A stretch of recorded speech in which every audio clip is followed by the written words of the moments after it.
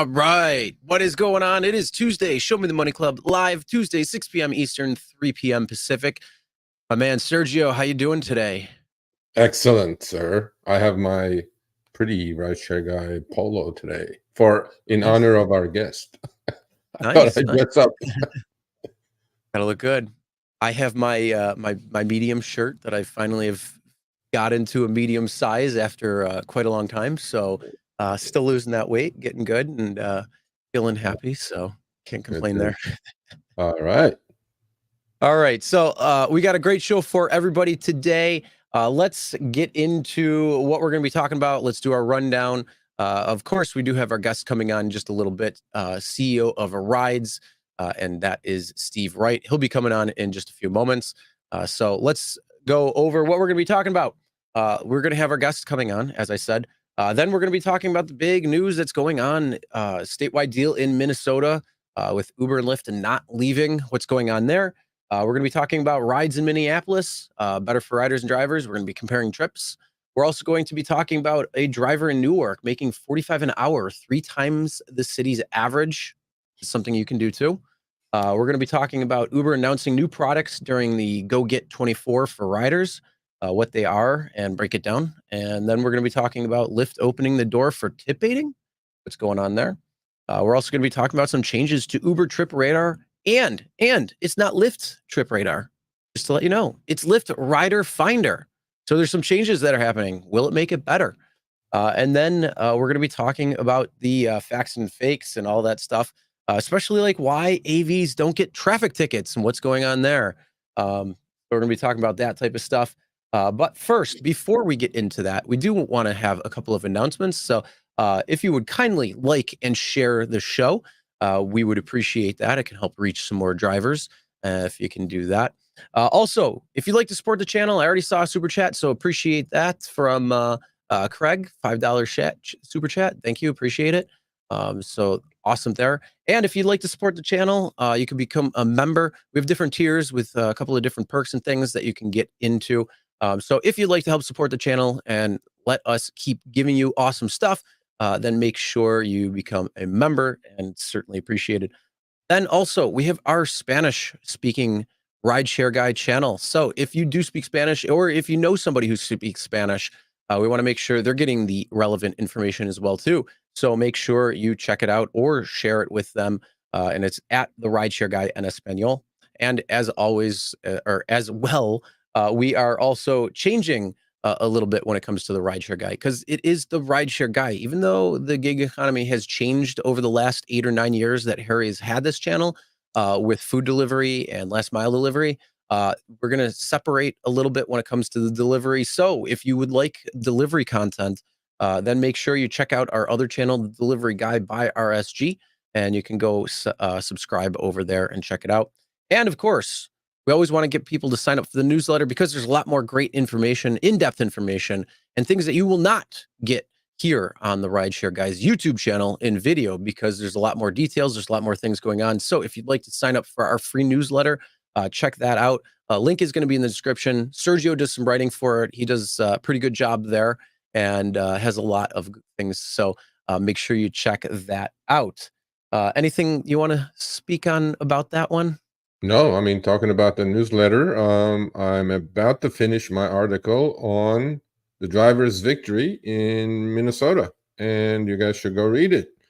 You guys should go read it. You guys should figure out what my thoughts are before we talk about it next week, because I just got a hold of the bill of 400 pages or whatever it was. I have to read it, digest it, but please go sign up. It's free. Free is good these days. So, yeah.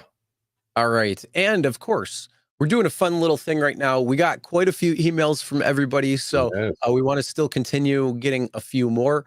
So basically what we'd like and what we're asking for is a couple of your screenshots of your car or video. We've had people send screenshots or video of what's going on in their vehicles. Basically, show us your car setup when you are driving Uber and Lyft, and we're going to react to it. We're going to talk about it. And we've got quite a few good ones already. Quite a few crazy ones as well. So we do appreciate everybody that already had sent it in, but we want to continue it. We're going to do this we're going to collect them for a few weeks. and see how many we can get. And then we're going to go from there. And we're going to break it down and we're going to react to them and have some fun. And yeah, if you'd like to participate, show your ride, what's going on in there, what is helping you make more money, or what you're doing in your vehicle, because we talked about that last week on the show. Then make sure you do email Sergio at therideshareguy.com. And yeah, we're going to bring it out and react to him in the near future. Yeah, and you guys the winner is going to get $50. So okay, we already got the that already. I decided we'll give somebody the winner. So we got like some really good candidates already. Yeah, and you know, tough competition. So if you got a good setup in your car, send it to me, Sergio. Take some pictures and send it to me, Sergio at therideshareguy.com. Anything else you guys want to get off your chest, or some glitches you guys figure out, whatever not, again, Sergio at therideshareguy.com. Because without you guys, we can't do this. You guys are my eyes and ears, and the more eyes and ears, the better. So with that said, should we? Well, we have our guests coming on. So we have Steve Wright, who is the CEO of Wridz. And I'm sure people are probably going to be wondering when they're coming into when Wridz may be coming into their market, but they just launched in and are onboarding drivers in the Minneapolis area. Steve, welcome. How you doing today? Hi, I'm doing good. How are you guys today? Oh, hello, the myth, the man, the legend. The man who has the bigger balls than state of Texas right here. Who's going head to head with the big boys. He put his money where his mouth is. Okay?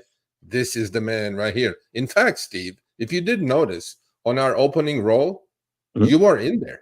And that was like, what, a year ago, maybe? Something like that? Right? Yes, and September. Yep. Yeah, and we put you on, and then you said you got inundated with requests. When are you coming here? When are you coming here? Okay, so, well, here you are. So, welcome to the show for the second time. And what a great occasion. Congrats. Yes, thank you. Thank you for having me. I really appreciate you having me on today.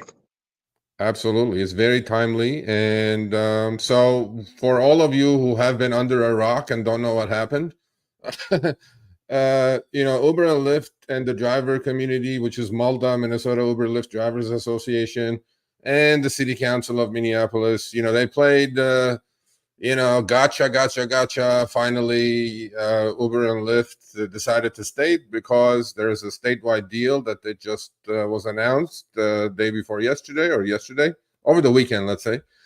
But before then, when they were threatening to leave and we were saying, you know, don't let the door hit you on the way out, Mr. Steve Wright here, the CEO of Wridz, said, hey, their loss, my opportunity. And so I'm going to let you, you know, tell us the story, Steve. What happened? Sure. Yeah, actually, we heard that there might be a vacancy here, so we decided to move in. I think the biggest question we see is what now? They're staying. It's like we're here to stay. We're in 22 regions now, and we're in the same regions as Uber and Lyft.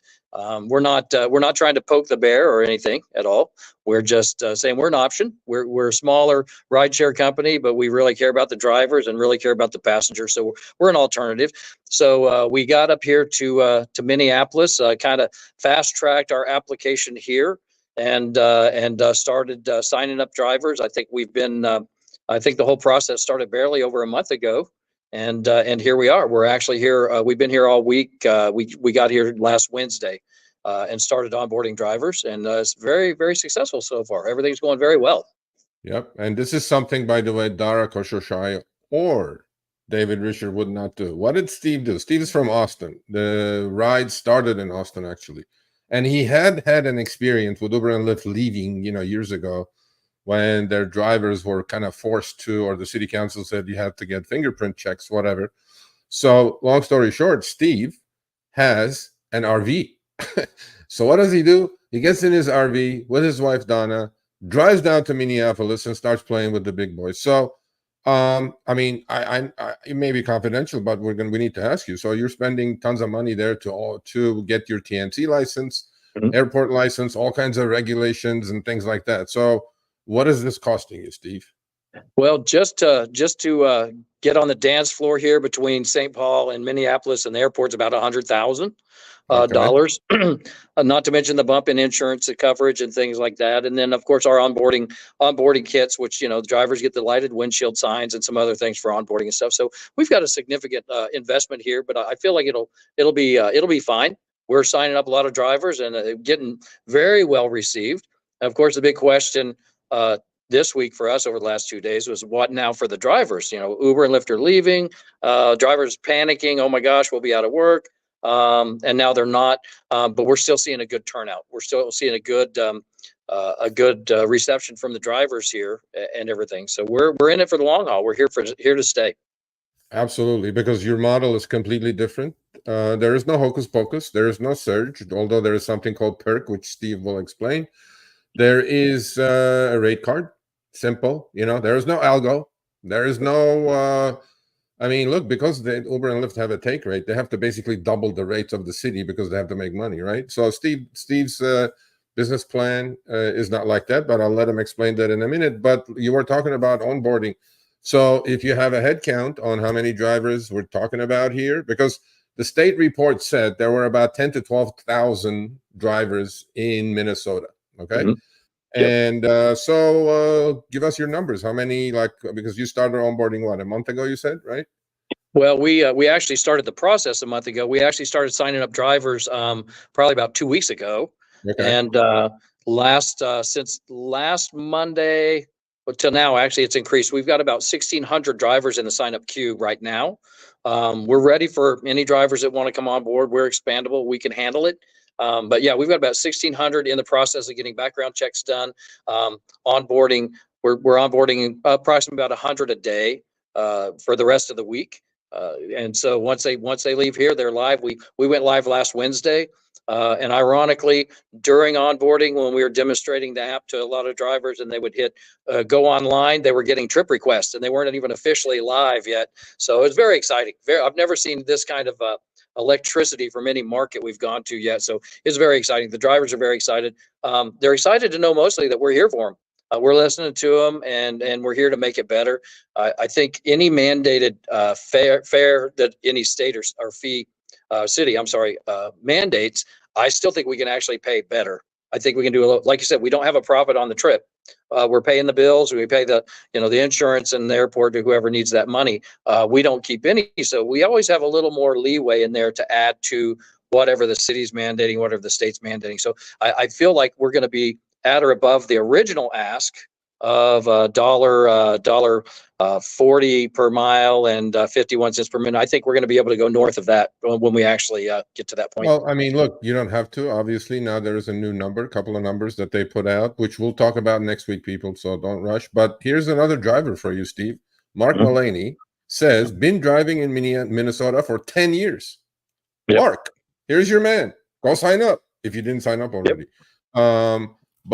So let's talk a little bit about, we know what your business is. I know, and Chris does, and some of the audience may, but as I said, there is no take rate, meaning whatever rides charges the rider, they take out the credit card processing fees, they take out the insurance, which is the same insurance as Uber and Lyft offers you, the commercial insurance on P1, 2, 3. And then all of the rest, if you go to airport, obviously there's airport fees. Once those fees are gone, everything else is the driver's. Am I correct? That's absolutely correct. A driver can make as much as can be made on this platform as is available. I mean, if the driver didn't get it, the government did, or whoever, but not us. We don't keep anything from that. So we, of course, do the subscription model. We always have an introductory rate on our subscription models here. We didn't charge the full first month. We'll wait 30 days, kind of gauge the market and see if we can go ahead and sustain the full subscription or not.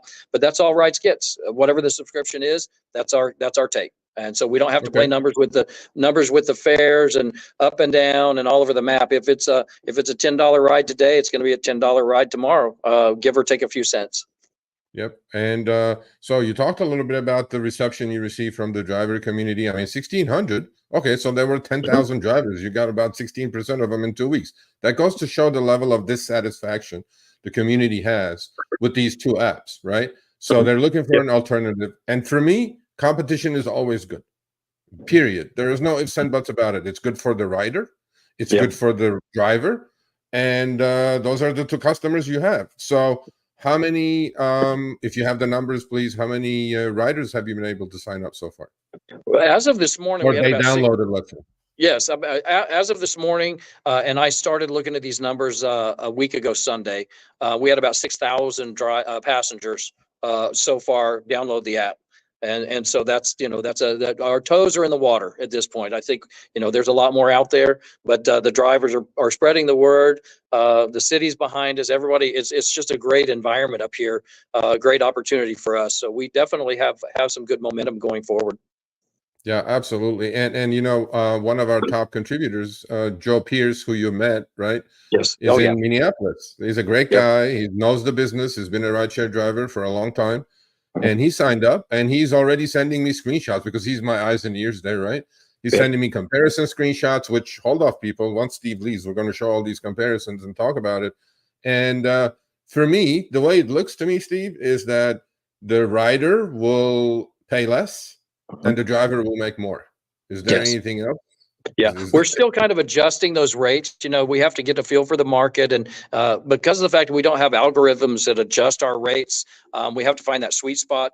There'll be most of the time we should be slightly less expensive than other ride shares, but there's always going to be that dip that when they dip the numbers down below what the normal is, that we may be slightly higher. Our goal is to be slightly less than, but Joe has actually done some trips already. He messaged me yesterday and said, "Hey, I've done a couple trips already," and said everything went well, and I appreciate his input on that very much. Absolutely. And yeah, I mean, look, this is not rocket science, and these companies made it a rocket science on our end. And with your business plan, I mean, look, it's a pickup point A, drop off point B. There are some expenses. We pay those for the driver, or we deduct it from what the rider paid. If we can save 10% for the rider and the driver will make 30-40% more than Uber, which I know they will, I mean, I don't see anything stopping you, in Minneapolis or anywhere else. Yeah.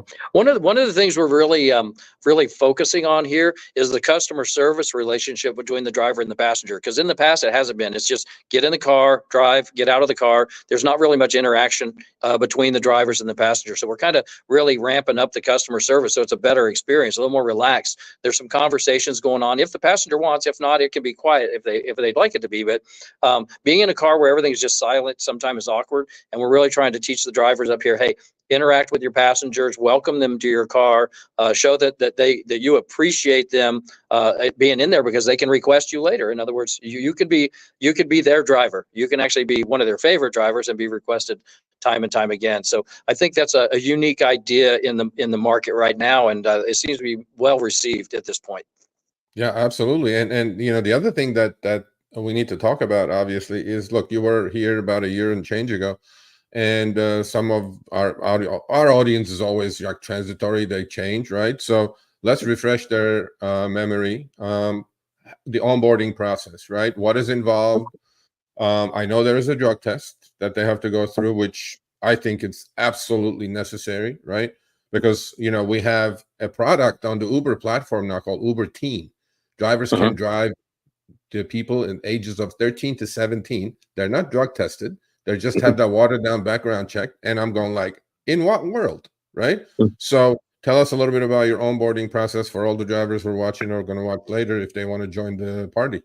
Yeah. Well, like I've said before, I designed this as if my daughters or my wife were going to get in the car. What would I expect? It's always a big joke having a random stranger come and pick up you and everything. Things we've been told not to is from our parents from a young age. But what would I expect of a driver or the company behind the driver? So we do a pretty good background check, I believe. The drivers sign up. They go through the driver sign up queue. It does their background check, sets up their profile and everything else, and then we meet them face to face.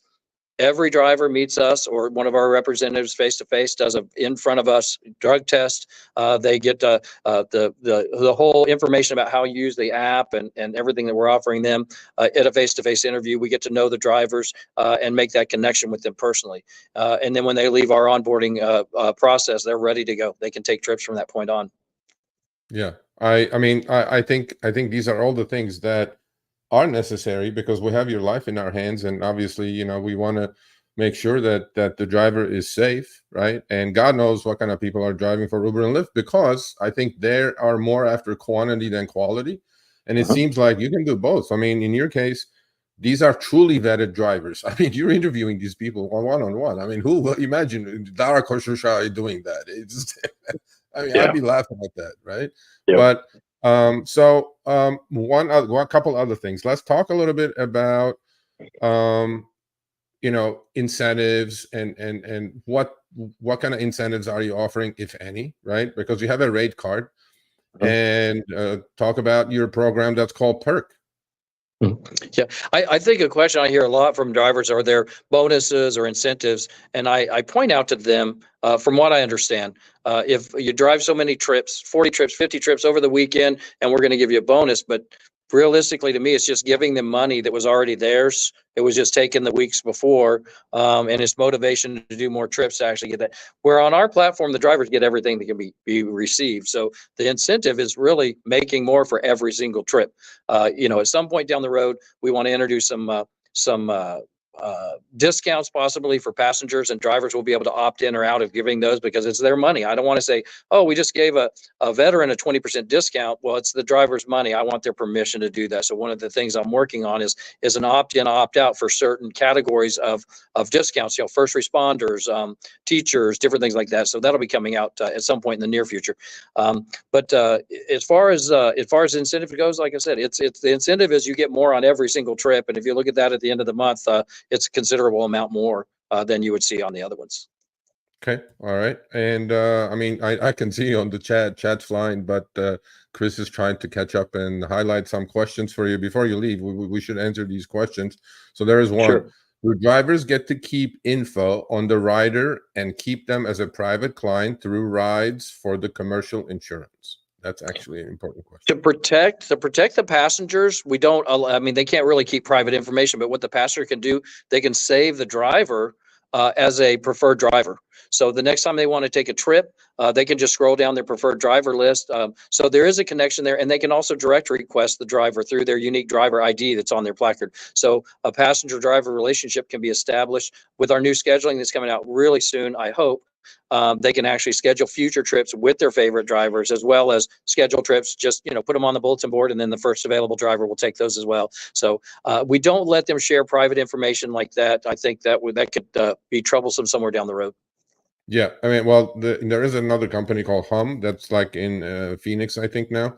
What a lot of drivers are doing is a model like yours, let's say, but because there is commercial insurance involved, they're doing the trips on Hum, and then kind of a private. But then there's no need to do private trips. I mean, you're on the app. The app is giving you the protection. I'm not sure it's necessary. Does Wridz show busy areas and busy times? Good question. Like on the Uber app, and you know how the gamification works, right? We have all the colors. We have the dollar signs. We have gray clouds, red clouds. We have bells and whistles. We're always like we're like the Pavlov's dog. We just kind of go, oh, what's happening? It's a squirrel effect, distracted by something shiny. I listen to the drivers on this, and a lot of them are come to the conclusion that those shiny spots show up, and then as drivers migrate over, then it dims down and it's not there. But the drivers are nicely spread out across the city, which I think is the intention of that. We get the drivers on a private signal group so they can talk amongst themselves, and they actually interact with each other because they're a team.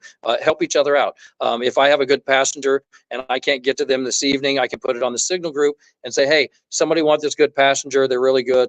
Share a little bit of information, and then that passenger can direct request the other driver. So they're kind of doing that themselves. They can say, hey, there's a concert that's about to let out. It's a hot spot here. Any available drivers head this way. So they're doing it themselves, but it's in real time, and it's real information. It's not dangle the carrot to get everybody to move across town, and pull the strings that way. So in essence, yes, we do, but it's through a signal group.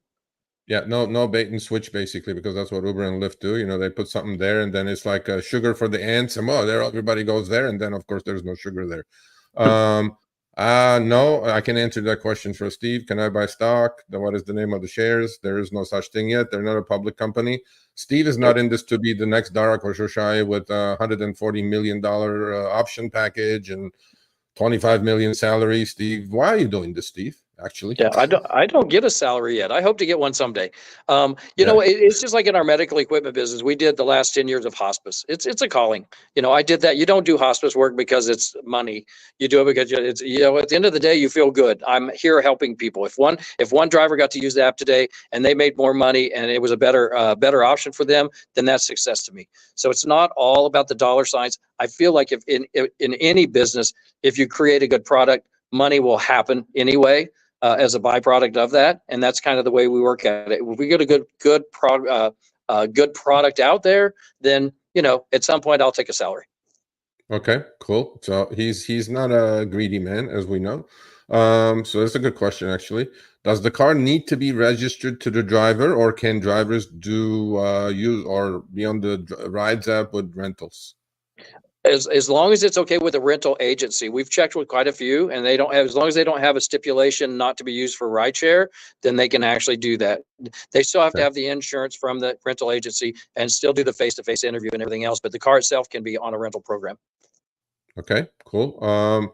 Actually, can drivers suggest their own price to the client? Like, we used to have that before Prop 22 showed up in California. For 8 months, we couldn't name our price. I know the answer, but I'll let you answer it. Well, that goes back into the perk we were talking briefly about earlier. A perk is a bonus. It's not a tip. It can be added before a trip takes place. It can be added during a trip when somebody wants to go through Taco Bell. And I know a lot of drivers out there realize that somebody will say, "Oh, I'll tip you at the end," and then they just bolt out of your car and you don't get the tip. So a perk can be added before or during a trip. And in that situation, we do have drivers that it's a lot longer to pick up a passenger, but it's a regular, and the passengers will say, "Look, I'll give you an extra $5 or $10 in the perk up front." So in essence, they are negotiating their own price. The base fares and the minimums are set by the upper level, but then there is some negotiation room there when it comes to the perk. Okay, cool. Next question. What is the insurance and the deductible? Well, the insurance is P1, P2, P3 like Uber's, but you go ahead and give I know the answers to these, but he's the CEO. Yes. I'm not going to do it. Yes. No, it is very similar to theirs. We go through Hub Insurance out in California, and they're a great company, and we're covered on all the three periods of the ride. The deductible right now is $2,000. We're working on that. As we grow, we're getting better rates. I think our next rate negotiation will be in September, and I'm hoping we'll get a little bit better rates and maybe a little bit better deductibles. Yeah, you would think. See, your deductible actually is lower than Uber and Lyft. Theirs is at 2,500, and we had Brian from Legal Rideshare on, and they have so many holes that their insurance policies are like Swiss cheese. So Bob says, "I have a Lexus. Do you have Wridz Black or Lux, or do you have upper platforms? Let's say." We are really on the verge of putting in premium. So right now we have our 1 to 4 and our 1 to 6.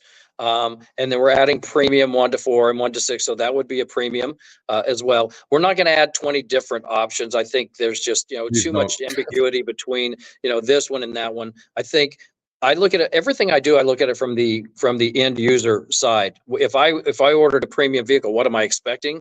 There are a lot of really nice cars that may not be on Lux or anything from the others, but it's a beautiful car, and it should get maybe a little bit better pay. It's a little better taken care of. So we will be adding the premium in the next few weeks. Right. And while we're on the subject of cars, we'll answer that in a minute. I thought about something. So as you know, with Uber and Lyft, for every city, they have a list of cars that can go on X or Comfort or Lux or whatever. Do you have a list like that drivers can look to see if their cars qualify on your platform? And if you don't, right? I mean, do they have to go through an car inspection like Uber and Lyft drivers do once a year? Yes. The list is being finalized right now by our tech team that are working on the premium. In fact, they've been asking me questions would this car or that car qualify? So we're kind of finalizing that list right now in anticipation of launching that part as well. Inspections are state regulated. That we're in Minnesota right now. They do require, the city requires a state inspection, just like South Carolina. Texas does not. Texas requires every vehicle be inspected, but they don't have a TNC specific inspection like some of the states do. So we go by the state policy. Whatever the state policy is, we'll follow. Okay, cool. Next question is Wridz a nonprofit? No, it's not a nonprofit, but I'll let Steve say that. Not intentionally. No. No, we're getting there. We are not a nonprofit. We we're growing, and as with any new company, there's a lag time between the time you start to making money. Many of our regions, we're still not charging subscriptions in. We're waiting for the region to pick up and make sure drivers are making money before we start taking shots at their wallet for subscriptions. So, but no, we're not a nonprofit.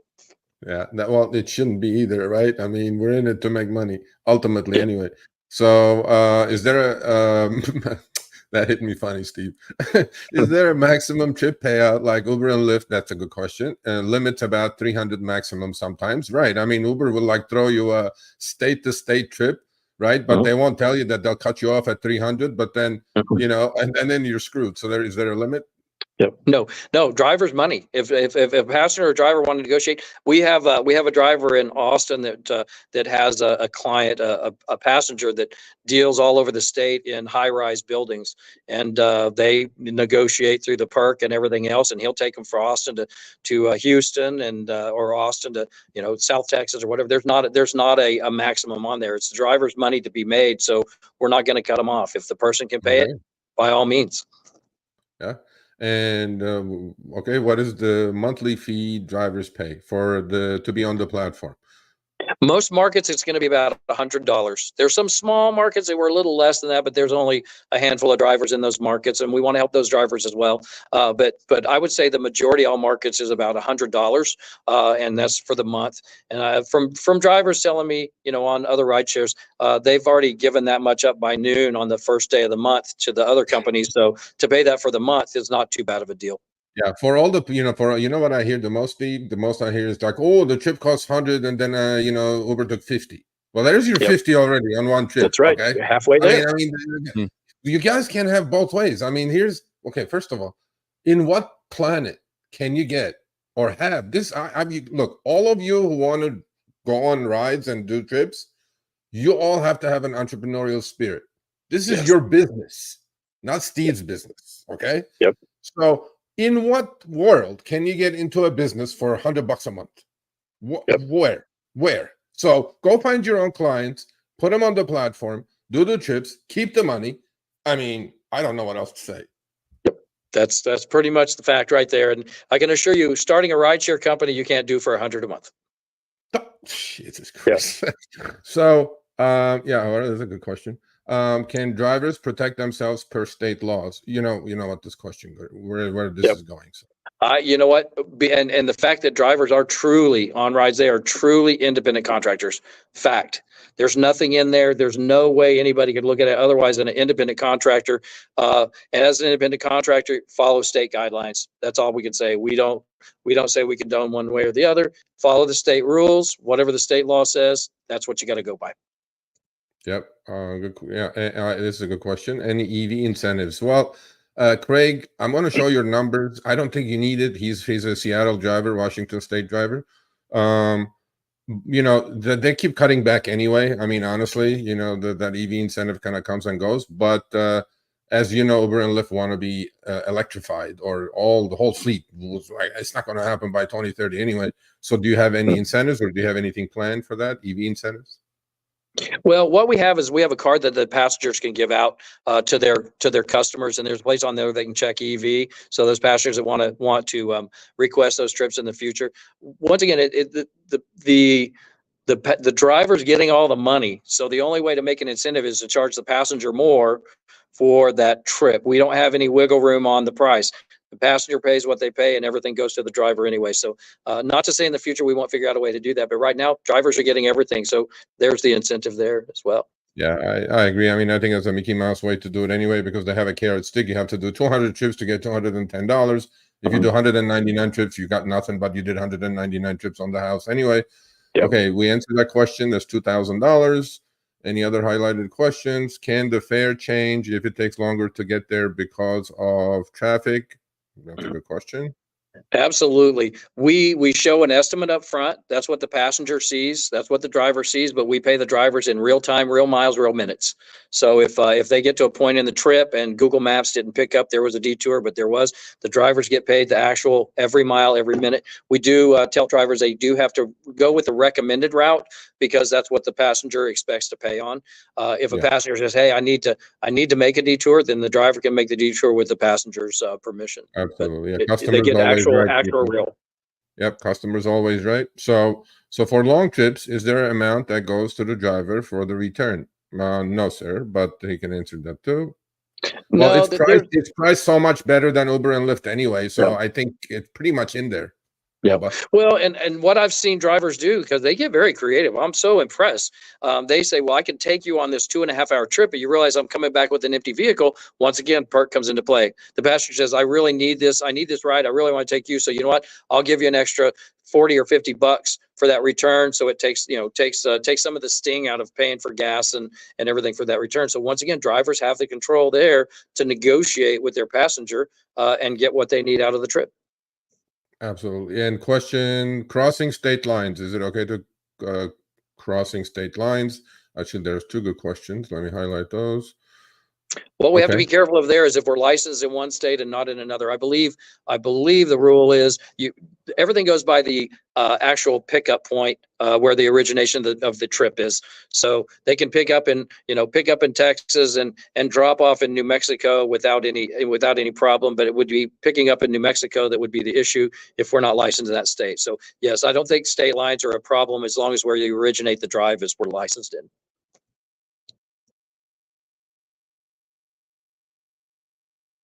Well, I lost you.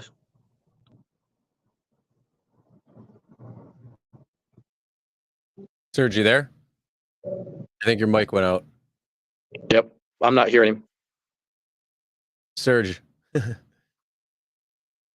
Heck. Okay, never mind. There he I'm back. is. So who There he pays is. for tolls? Who pays for tolls? And is there a cleaning damage fee policy, lost and found fee? These are three questions in one, Jeff. Yes. Tolls are paid by the passenger, and it's given to the driver with their pay on the trip. We don't try to snake that in there and make it look like profit or anything. So when you see the invoice, it shows the passenger paid all of this, and it shows the tolls in there. It shows the driver made or earned this on the trip, and then that toll goes over there with the fees. But the driver actually gets it because the toll authority is going to be looking for the driver whose license plates attached to that to get it. So the drivers do get all the fees actually with their trip. Okay. Is there a cleaning damage fee? Obviously, Yes. you drive drunk hours, somebody is going to throw up here and there, right? Yes. Potentially. I had that question come up today in onboarding. We probably had 20 drivers in the room, and somebody brought that up, and I said, from the entrepreneurial side, I think I owned a restaurant, and in the restaurant, if somebody throws up in your restaurant, it's my restaurant. I have to clean it up. I can't tell them, hey, you have to clean that up, or I'm going to charge you more. But we will. The point is, if it's a small situation and the driver can take care of it and get back on the road, you're going to make a lot more money back on the road giving trips than you are sitting idle for a day and trying to figure this stuff out. It depends on what the situation is. If it's too out of control, they take the pictures, they put in the ticket, and we actually go in and charge the passenger, much like the other companies. Okay. And lost and found fee, there are some people who leave their stuff behind. There are, and there again, we leave that up to the drivers. We found that the perk came in very handy on that more than one time. The passenger said, "Oh my gosh, I left my briefcase in there. I'm about to do a presentation. Get a hold of the driver. The driver will go and take the item back, and then usually get a nice big tip or a bonus on top of that." So lost and found, people can put in a ticket, and then we'll actually reach out to the driver and help resolve it so that everybody gets taken care of. I mean, look, this is not at the scale of Uber and Lyft, okay? Yep. Your tickets are going to actually go to Steve, okay? Mhm. Seriously. So to me, Yep. it's like, this is a small operation with dedicated people with their hearts and minds in the right place. They're doing the right things for the driver. They're doing the right thing for the rider. So all of you who are used to being handled like in the abyss of Uber support or Lyft support, it's not like that. It's a little bit different. So two more questions, but we can have you here like all day, okay? Because I don't know what's going on, but we can't. What we're going to do though, I promise you, what we're going to do though, in about maybe 3 months or less, we're going to have you back and give us an update. how you're Okay. competing with the big boys, because it's going to start pretty soon. So there were Sure. 2 more questions, Chris, which I lost it, but you highlighted a couple more. Okay. Forget the name. So far, I completed 49 rides with rides with a profit of, okay, let's say gross, with a gross profit of 1,082.58. Most of my passengers came from me promoting rides with my current Lyft and Uber passengers. That's the guy you want right there. He already Yes. did 49. Yes. You should give this guy a bonus, Steve. Of course, absolutely. We have a lot of drivers. Some of the small, like in Amarillo, Texas, for instance, there's 2 drivers there that have a competition every month for bragging rights. And one did, and you got to understand, Amarillo, Texas, everything is a lower price ride. There, you can go all the way across Amarillo, Texas, in under 10 minutes. So, so one of them would do $2,500 for the month. The other one came in at $2,400, and then the next month the challenge is on. So it's the friendly competition.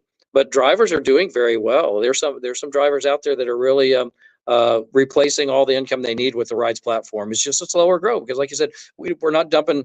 If we dump millions into the advertising, then we have to find a place to get that money, which usually we know where that comes from. Drivers pay, and we don't want to do that. So we're grassroots, and we're getting the word out there. It's growing quickly.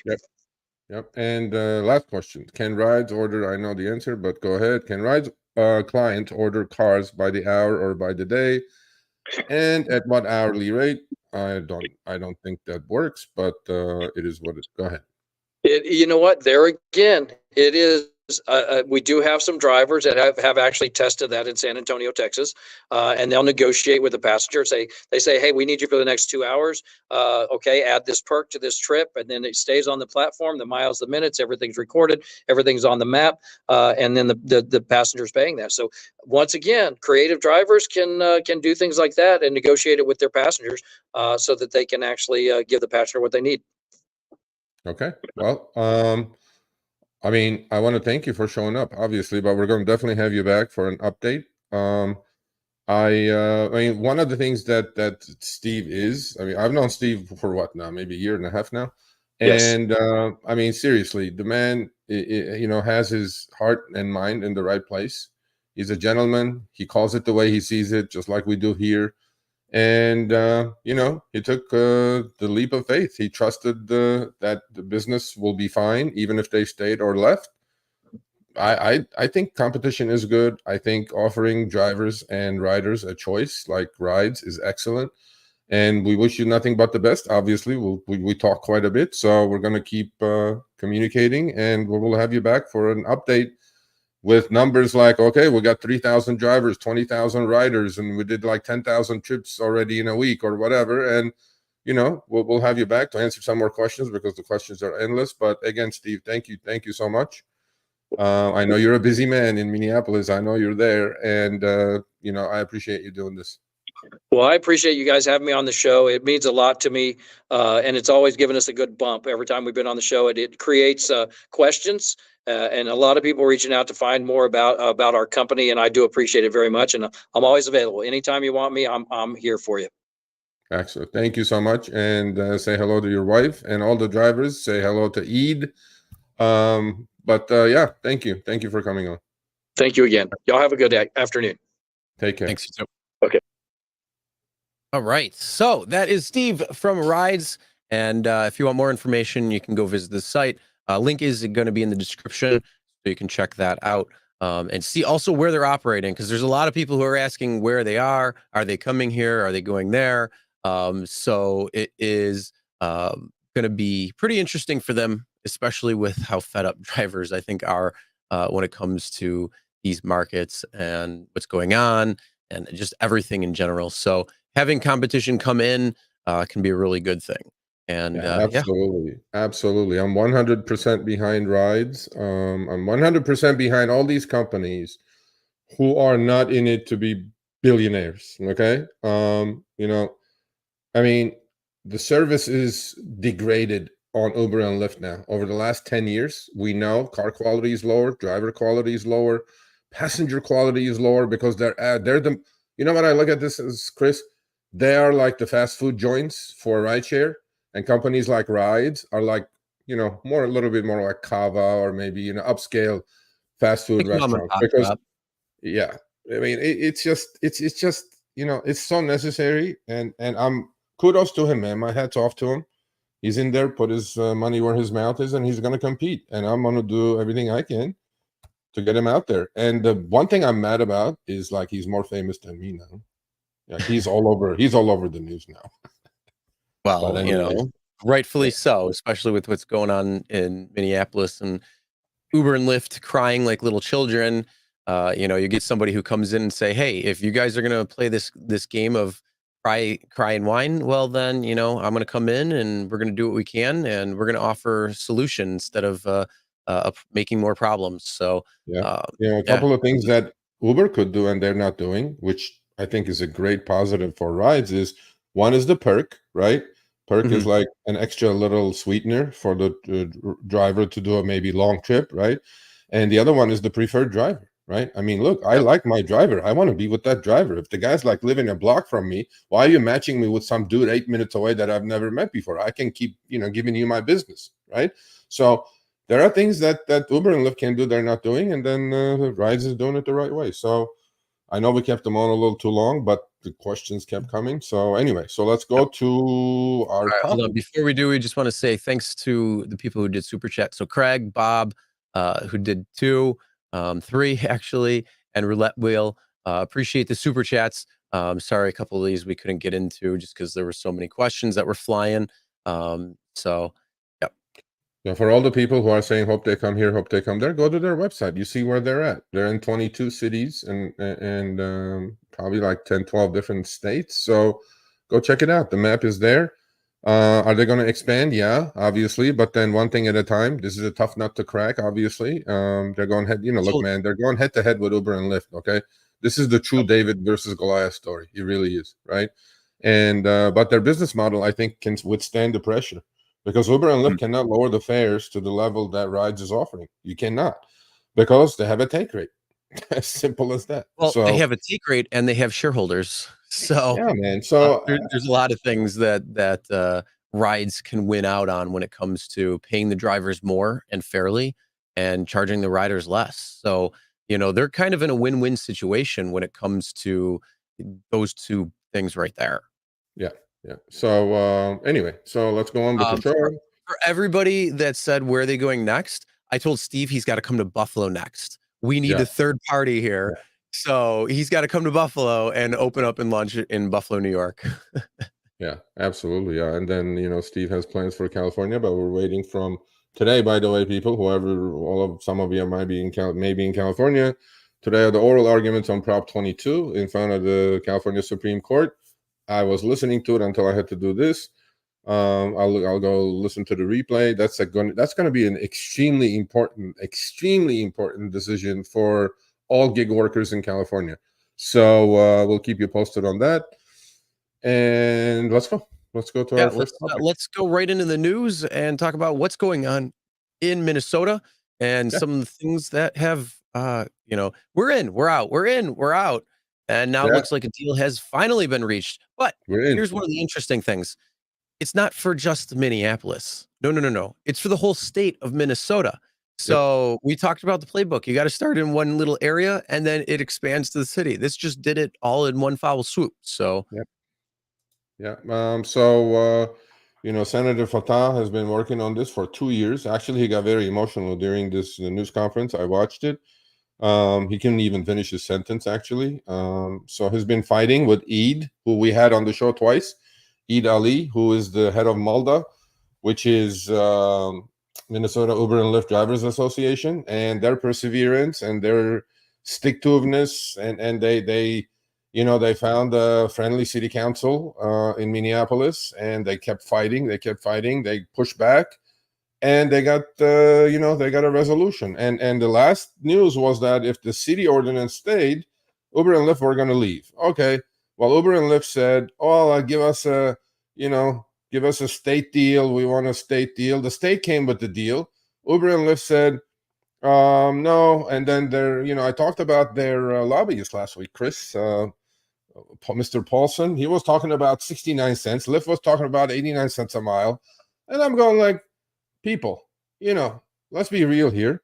But last minute deal was struck because in Minnesota, there was an omnibus bill. It's part of it. Okay. So for all of you who are here to hear my opinion, today is not the day for that, right? Today is the day to take a victory lap. Today is to congratulate Malda, congratulate Steve on their accomplishments. And next week, I'm going to break this down. I mean, line by line by line. I have the law. I read it, and there are some good things there, and there are not so good things in there for drivers. But it's not the time. So the deal has been reached. The mile and minute rates are going to be $1.28 a mile and 31 cents a minute. Okay. And there is definitely extremely strong unjust deactivation protections in this. Definitely. I read it. I like it. Minimum fares are going to be $5. Drivers are going to get 80% of the cancellation fee once they start driving towards the passenger already. So I'm giving you certain things in it already. That's in these news clippings. As you guys can see in the pictures, everybody was happy on the driver community and the legislator community. And but I will do the breakdown next week. I know more than I probably should know at the moment, but I'm restricted by the man with the button above me. Sergio, you got muted again. Okay, so I can't. We're gonna do that. We're gonna do a deep dive next week because we need to. Don't mute me, bro.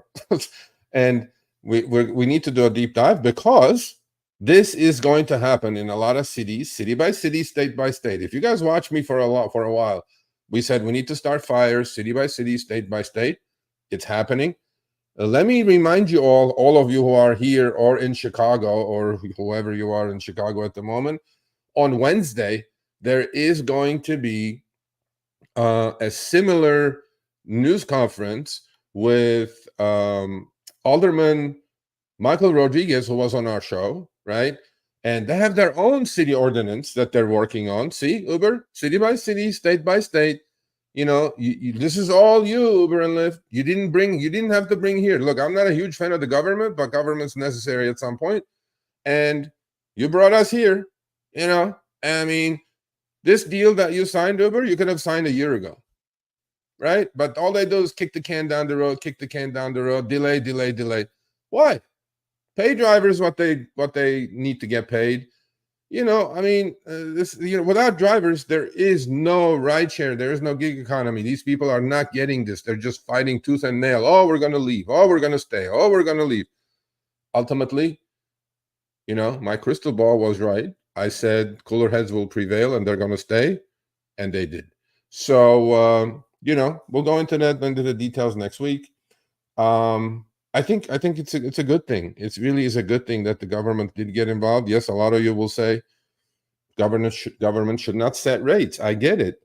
But then if there is no brake check, right, with this upfront fares thing that they're pulling on us, there's no limit. These companies are, doing what they're supposed to do. Charge as much as they can and pay as little as they can. And then all of you complain. Oh, I'm not getting paid. I'm making less money.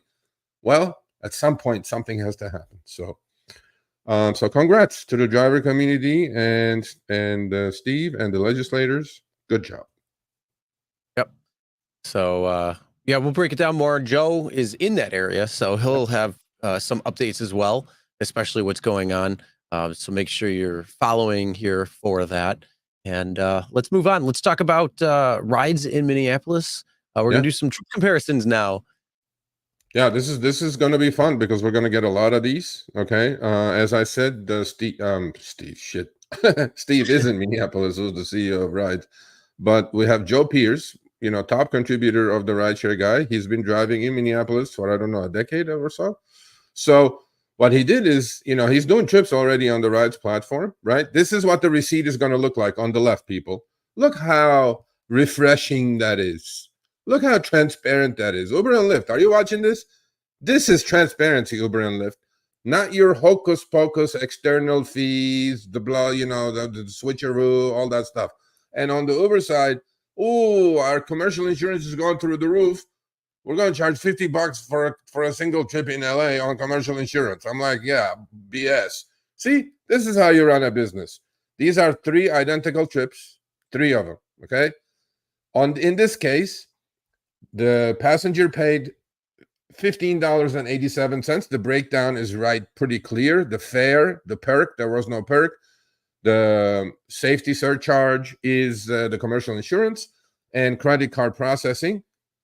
Completely transparent, completely clear. So this was a trip of 8.59 miles and 22 minutes. The driver got paid $13.05. The rider paid $15.87. There is no take rate, right? Now, look at the middle screenshot, Chris. On Lyft, with a 6-minute pickup, same drop-off, Lyft was charging the rider $23.99. And Uber, for the same thing at the same time, was charging $22.91. So you know what that means? Here? Now, that the driver would make $10 to $11 out of that. Max, right? So let's go with 50-50. Okay, let's go 50-50. So on Uber, $23. On Lyft, let's say 23. So driver would have made 11.5, right? I doubt it, but let's say it was. The big winner here is who? The rider. The rider is paying, let's say this is 16, 23, $7 less for the exact same trip. Why would any rider stay on the Uber platform? I don't know.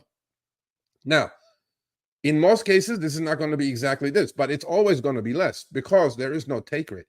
So the rider paid $7 less, which is close to 30%, 30% less, 25% less. And the driver made $13.05 instead of 11.5. That's another $1.50. That's another 10 to 12%. So who wins? The rider wins, the driver wins, and we move on. We do trips. That's it. We don't mess around. We don't dick around. We just do trips. And I don't see any reason why this is not going to be a success. So that's it. Oh, yeah. And I mean, especially having 6,000 riders already download the app. I mean, that just goes to show you right there that, and Jeff says it right now, they're going to obviously be cheaper. And passengers are just as pissed off that their rates are going up because here's the complainer already. See, this is the crowd. 13 for almost 9 miles is not great. That's $1.30 a mile, Stefan. And I guarantee you, for 9 miles on X or regular Lyft, standard Lyft, you are not getting paid $13. I guarantee you that. Why don't you compare that in your city where you are? Let's see if you're getting $13. This is base, no surge, none of the shenanigans. Okay, so if you don't like it, don't use it. I'm just telling you. All I'm saying is that the rider is a winner, the driver is a winner. That's it. Period. Yeah.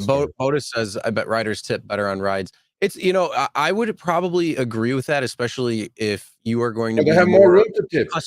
Well, I think also too, you're going to be more customer focused, and the driver and customer experience bringing them together and having a better relationship instead of pitting them against each other, which Uber and Lyft do, because that's what they do. They'll pit them against, oh, it's the driver, oh, it's the ride, whatever it might be. It's never us. It's not anything to. So that's what Uber and Lyft does. But what Steve and what Wridz is doing, they're trying to mend that relationship. So I think if you have something like that, you're probably naturally going to have more and better tips on that platform, just because you're creating an atmosphere for that type of behavior. Well, at the moment, the rates are not set. This is a good question. It's not July 1, by the way. It's, okay, I'm going to say January 1, but we're going to change that next week. This is the higher rates kick in January 1. Roulette wheel. It's not July 1.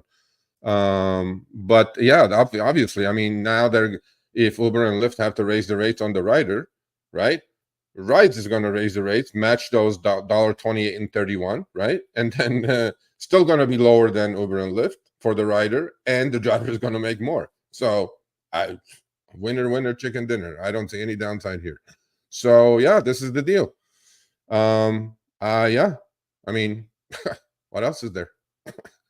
I don't know. I think that's it's good, and over time we will see what happens, especially as it ramps up towards these changes and what's happening, and also post change. We still got quite a few months until there is that actual change. And again, the several other markets that are in the area that are active when it comes to rides, we'll be Yeah, able to compare those types of things as well too. So there's a lot absolutely. of things when it comes to having competition and everything in general. So I think it'll be good. I think it'll be better for drivers. I think it'll be better for riders, and it'll kind of toss these larger companies on the side. I've said this many times already. Uber and Lyft are ripe for disruption. Yep, They've become stagnant. They've become stale. They're yep. yesterday's news. They're sour milk. Honestly, they're shit. It's what they're turning into. They're trying to keep things fresh with like this Go Get 23, which we'll talk about in a little while. But in reality, it's the enshittification of things.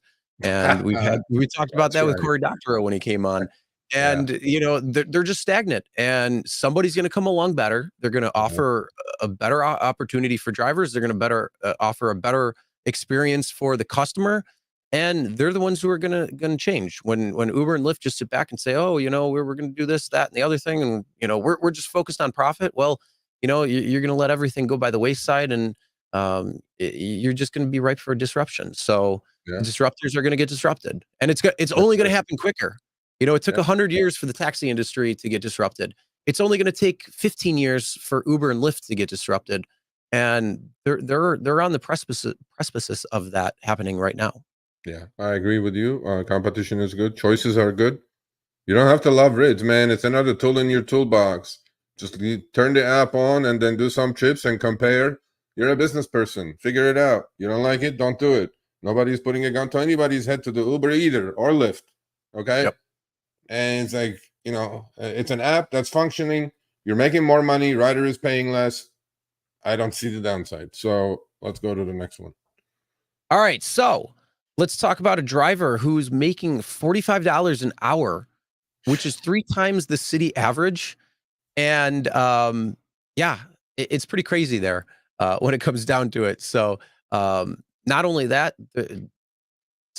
can drivers do this too? Yeah. I mean, I have that app. I have the Solo app. Um, to me, the rideshare guy was founded on this sentence. Okay, work smart, not hard. Period. So once in a while, there are some tools that are worthwhile mentioning. Okay, that make you work smarter instead of harder, right? And Solo is one of those things. And so I mean, Solo gives you the competition in your city. Okay, like average driver in Newark for that week was making $15 and change, or what is it, $12 and change, some No, ridiculous number. 1435. Okay, so this driver ended up making 45, 3x. Now, this is the other thing. We're all competitors here. We all like competing. We all want to know what the other guy is doing, right? I mean, don't you want to know what other drivers are doing in your city? Maybe you suck. Maybe you're only doing $10, right? And the good thing with Solo is that they have a guarantee in a lot of cities. If you're not making your numbers, they will give you the guarantee. So we put this on our community post.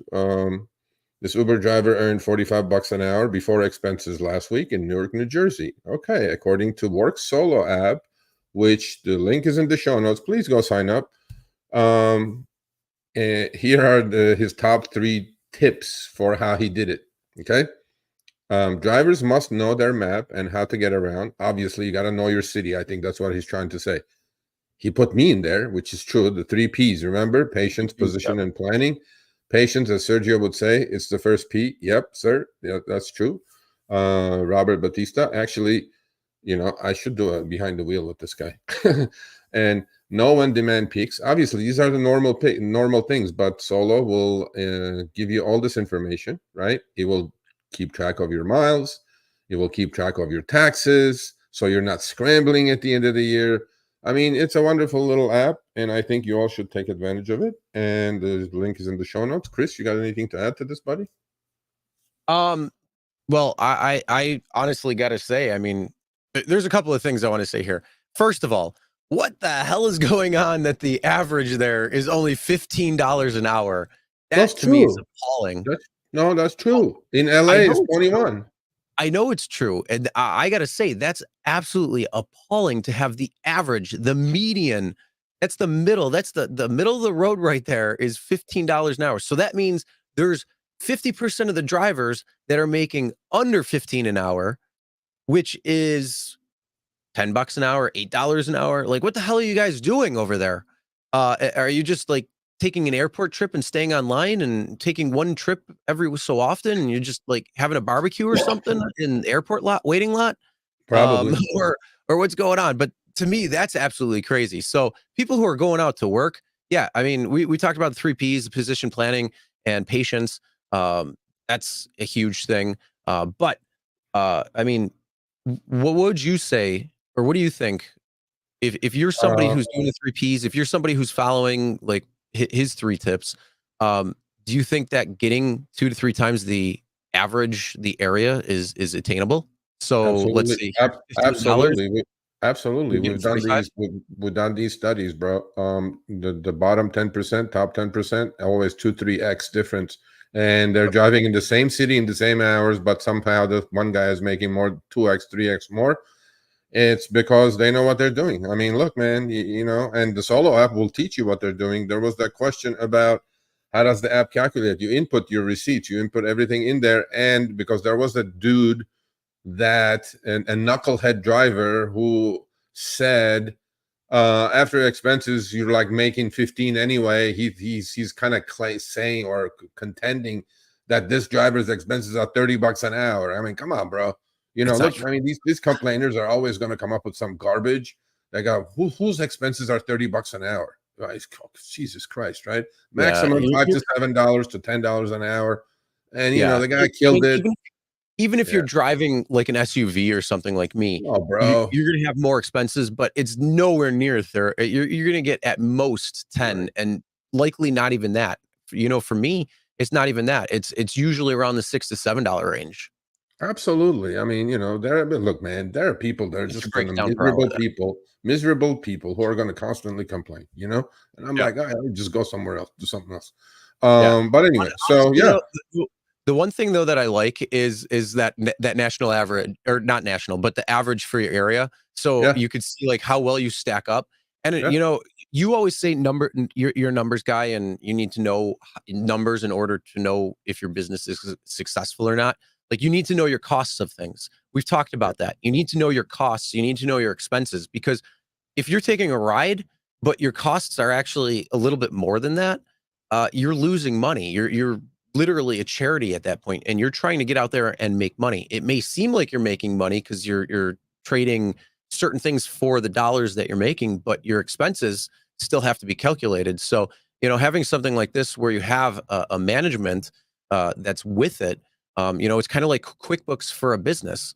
But what I like is that comparison. So it's like you can play a game and see how much you're making versus somebody else in your area and how well you're doing compared to the average. So if you wanted to play a game with a couple of drivers, you could do that too. So yeah, make sure yeah. you download the app. So if you want, use the affiliate link if you want to track your earnings with Solo. See how you stack up against the average drivers in your market.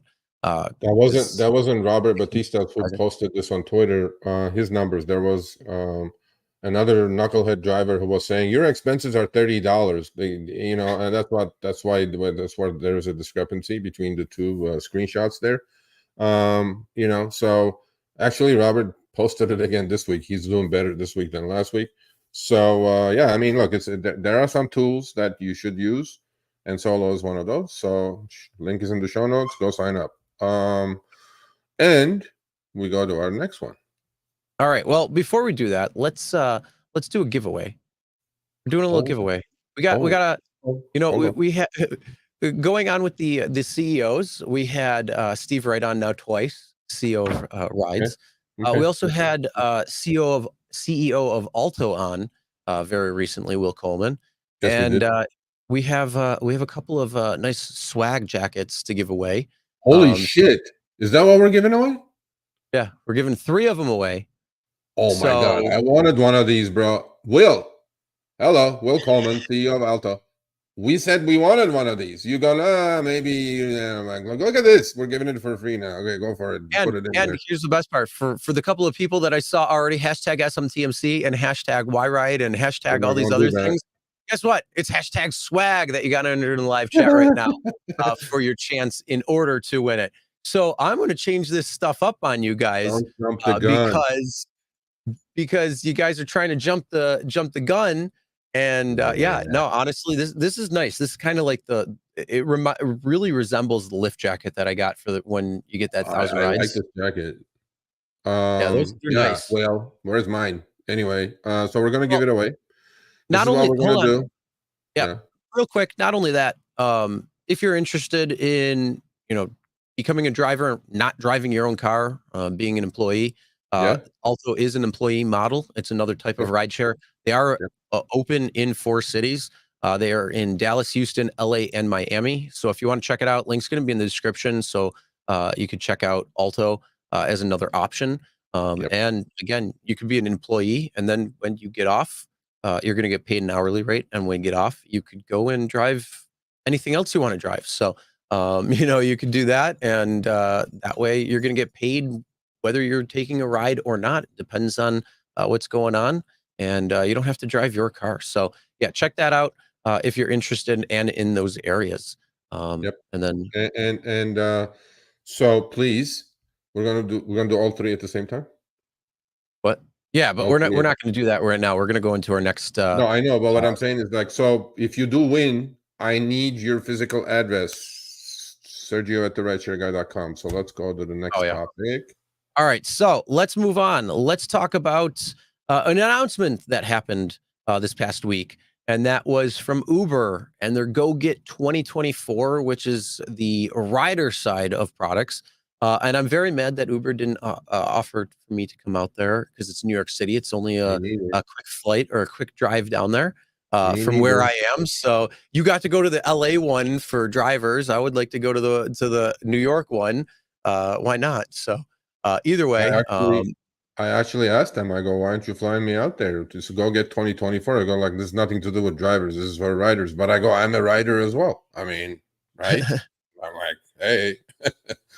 So Uber does the Go Get 2023. I was in LA for the driver one. This is Go Get 2024 for riders or passengers specifically.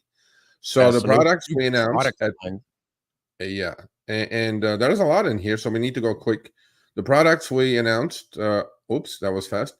So they're going to create Uber One for students. Uber One is their subscription, okay, $9.99 a month. Now they're going to create it for students.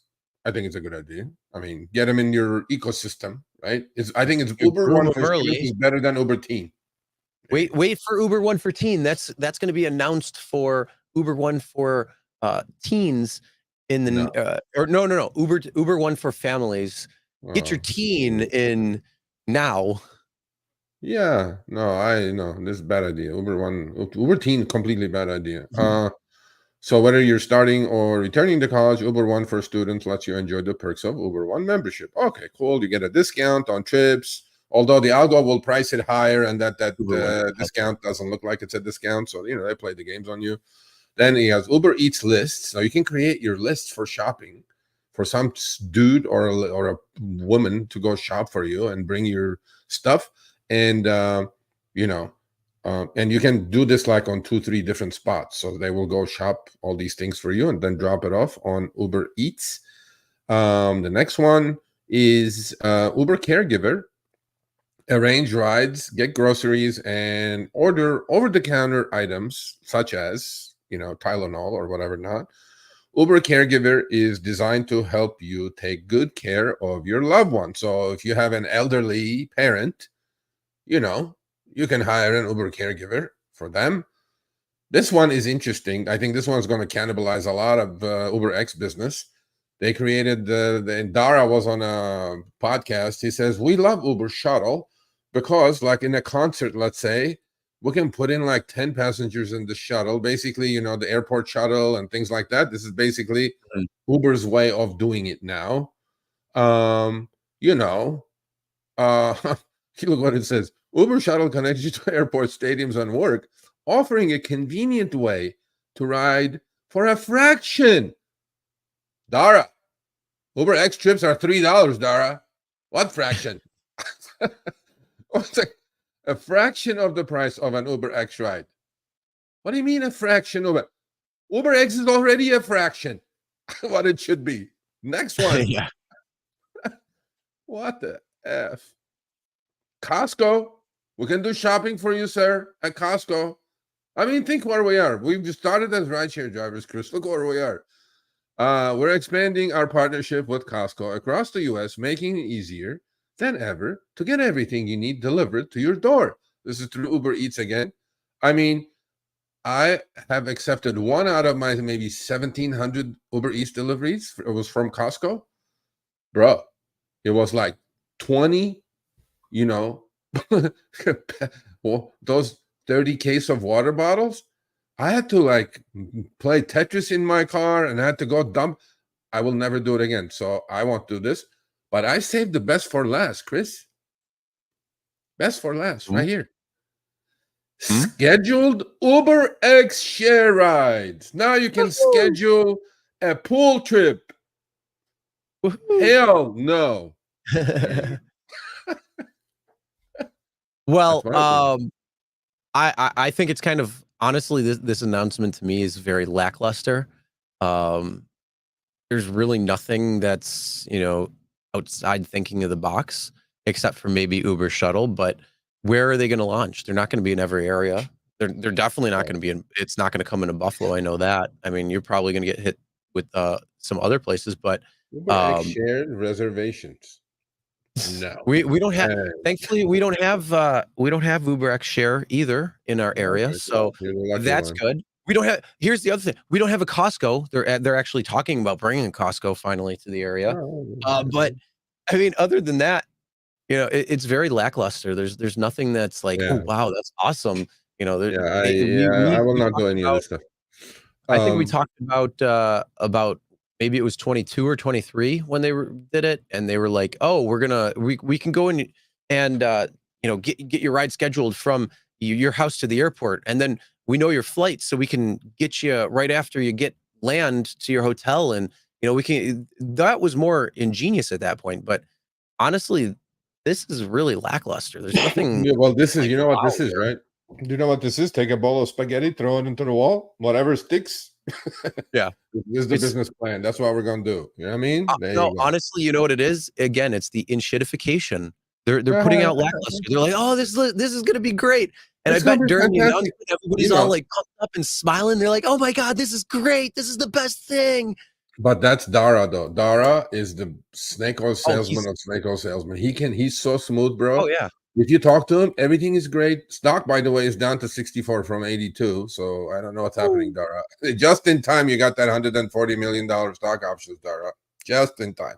But besides that, he always is positive, which is great for a CEO, right? He goes like, we love this package.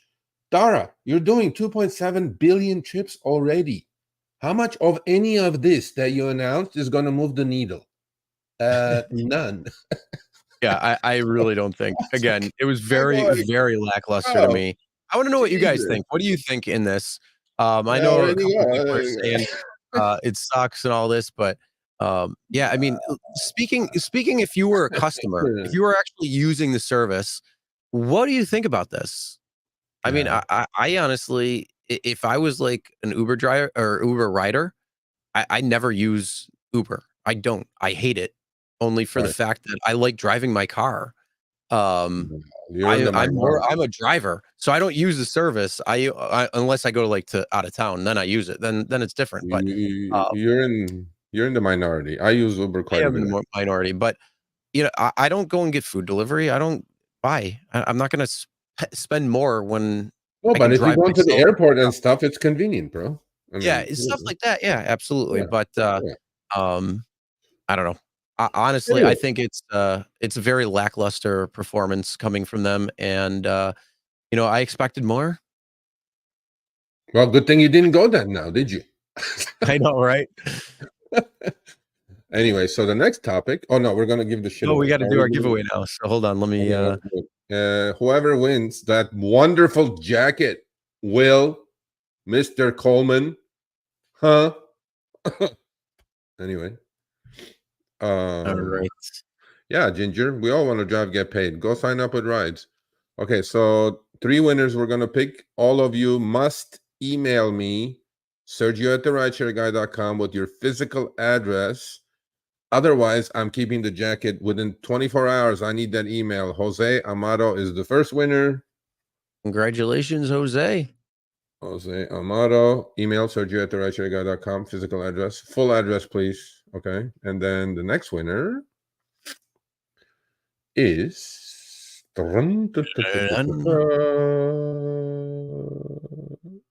Tubio. Tubio. Okay, Nice. I know I'm keeping that jacket. Tubio doesn't exist. Tubio. Okay. Too late, Robert Sage, for swag. No, there's one more drawing. So everybody who's getting it in, Yeah. how do you find out if they're in your area? Go to the website. Yeah, exactly. Go to rides.com and they have a map. And the third winner is Mo Nuri. Wait a minute. Didn't he win last week? I Yes, don't he think did. so. Mo Nuri. All right, Mo Nuri, Tubu, and Jose Amado. I need emails. Sergio@therideshareguy.com. You will get your wonderful looking jacket. And you know, oh, wait a minute. This is a clothing item. We need size, right? Oh, yeah. So get the Oh, size. shit. Okay. Also, your size, your clothing size, XL, small, medium, large, please. If it doesn't, okay. I'm not involved in this. All I'm going to do is send somebody your address, and they're going to ship it to you. So you better give me all the information, including size. Think about it. Okay. Yeah. Okay. All right. You ready? Yeah. All right. Well, oh, hold on. Let me pull this banner off because nobody's getting more jackets. No more jackets. All right. What's up? Yeah, no more jackets. We gave the jackets. Yep. All right. So what is the next one? Oh, all right. No, Nuri says I won last week. I knew it. Oh, I have you an did. amazing memory, bro. Okay, well, you won again, Mo. Whatever. Your name must be liked by the StreamYard algorithm or something. I don't know. Maybe. I don't know. All right, but let's move on. Let's talk about our next topic, and that is Lyft opening the door for tip baiting. So if we don't know what tip baiting is, it's more something for food delivery where the customer will put a high tip. You order and deliver the food, and then all of a sudden that tip goes away and you're stuck with base fare, or something that you thought was going to be much better turned into crap. So what's going on here? Okay, somebody sent me this. Okay, so you guys see that this is the pink screen, right? You guys see, first of all, I mean, the rider rating is, I know, right? Yeah, I actually, you know what? I questioned this quite a bit, just for the fact that this kind of this looks set up, but I believe the driver. So here's the deal. Here's a trip. This is in California, and it's the price is about right for this. Okay. And they pinged this guy for an hour's worth of work for 22, which is just about Prop 22 money. That's what all the trips are coming in on Lyft and Uber now. Forget the rider rating. So this shows up. Okay, so if you guys do any deliveries on DoorDash, Uber Eats, Grubhub, it will look like this. It will say 2201, including tip. On this one, Lyft is saying to the driver on the accept screen or the request screen that if you do this trip, they're kind of enticing him to do it, I guess. If you do this trip, maybe this passenger pre-tipped, $4.29 tip added after the ride. How many of you are going to fall for this and accept this trip? Not me. But Lyft is testing this, from what I understand. I mean, remember Uber did this top tipper rider or top rider tipper, remember? And then they got rid of it. Top tipper rider. Yeah.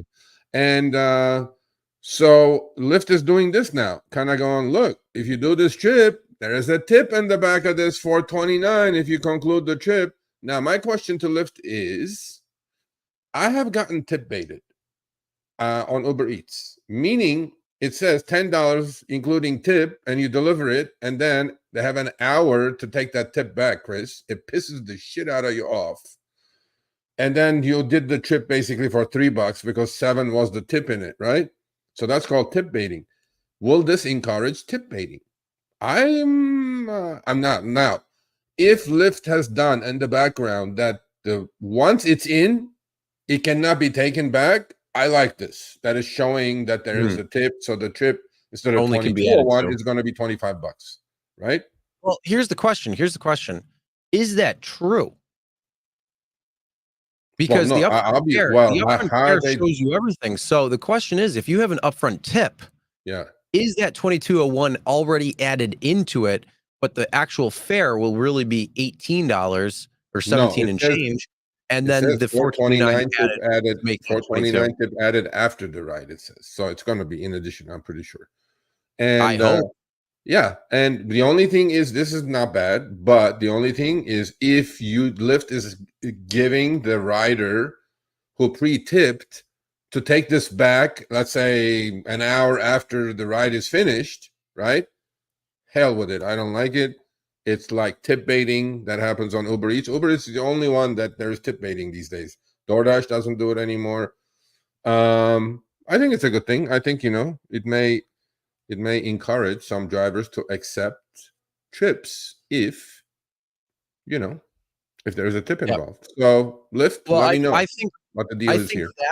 I think that will be good, especially on like a longer trip or a lower rated passenger trip, where it would show it. I think it would be good to see as well. But the only thing though that I have a problem with when it comes to these upfront tips or tipping before the ride means that when you order the ride, they're seeing their price, they're paying for it, and then it's going to ship out to the driver, which means we all know how the upfront algorithm likes to work. They like to take off a little bit of the fare. So let's say this particular ride would have been without that tip added would be $1 or $2 more to offset potentially, but this is about right. I'm telling you, 26 miles for $22, about 90 cents a mile. That's what tips. I mean, that's what base trips are getting priced at in California, Chris. And everything, Algo is pricing everything right at the Prop 22 numbers on base. I drove this weekend. There's a video coming out. Actually, people, check it out. Everything is being priced at the Prop 22 level. I got so many trips, like 15 minutes for $5. 4 of those in a row is $20. That's Prop 22 money, basically. That's what's happening. So I kind of believe the 22. Shouldn't be 22, obviously. It should be more like 35. But so Lyft, please email me this week and let me know if this is renegable. Like if the rider can take this back. If they can, then this is bullshit. There you go. Yeah, I think if the biggest thing is if it's a pre-tip, you can't take it back. You can only add to it post. I agree. Yeah, I agree. Yep. So that's my thoughts on it. What do you guys think? I see a couple of people said that they've seen something like this. So let us know what your thoughts are. Again, for me, I'm real leery on it because we all seen the surge shaving. We've all seen the reservation shaving and the other shaving that's going on. So having a tip put up front and you maneuver the base fare down a little bit to offset that tip, I think is something that really needs to be looked at and really needs to be investigated before I'll give my consensus if it's good or bad. Yeah. Okay. Yeah. I mean, Lyft will let me know, I'm sure. And then if you guys have seen this in other cities, send me screenshots. Sergio at therideshareguy.com. So can I let me plug my own channel for 2 minutes. I have a new channel. Please go subscribe. Amazing video premiering tomorrow at 11. It's at Sergio Avedian. It has nothing to do with the gig economy. If you want to know about investing, if you want to learn about investing, if you want to learn about stocks, trading, Bitcoin, whatever it is, please go sign up. So at Sergio Avedian. I do live streams every Monday and Friday, 10 a.m. Pacific, 1 p.m. Eastern, called Power Hour. And we are releasing our first interview, just like I do here behind the wheel interviews. There, I'm going to do interviews with OGs or GOATs of Wall Street traders. The first one is dropping tomorrow, and it's called The Insiders of Wall Street. And Chris came up with the name of that one. So I am very proud of that, and I'm also very proud of the channel. We're growing pretty good, but we can always use more subs. So please go sub and turn on all notifications, and I will see you guys live on Friday if you do sub. So that's it. Well, one other thing too, one of the things that the rideshare guy has always had as well, besides work harder or work smarter, not harder, is maximize your earnings. So you could take your money that you earn from here doing rideshare or food delivery or gig economy or side hustles or other things, which I'm thinking I might start another side hustle, but that's for a different topic. I'm pondering that. But you can take the earnings that you receive and gear that with the knowledge that Sergio can give you to create more money and more wealth, so you can kind of get out of the rat race and hopefully not put too many miles on your car at that point, or continue going because you can fund your portfolio even more. And a lot of these drivers are cherry pickers. They're just sitting cherry picking, right? So have my YouTube channel on, learn some stuff. I'm teaching. I'm really a good teacher, and not because I am, but there's great information, great foundation you can build yourself. And these new series that we're doing, it's going to be amazing. But I'm paying it forward. I'm trying to teach you guys some new tools, because rideshare is not forever. It's one unjust deactivation away, or one, false claim away from getting deactivated. Now, what are you going to do? Something to fall back on. And you can watch it on your downtime while you're rejecting trips. So there you go. Go, please subscribe. Or you know what? Huh? Or you can also play it when you got passengers in the car too. Absolutely. So they can learn something.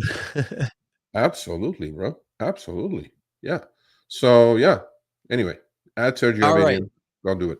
All right. Well, let's move on. Let's talk about a new thing, and that's changes coming to Uber's Trip Radar, and Lyft does not have Trip Radar. No. They've named it.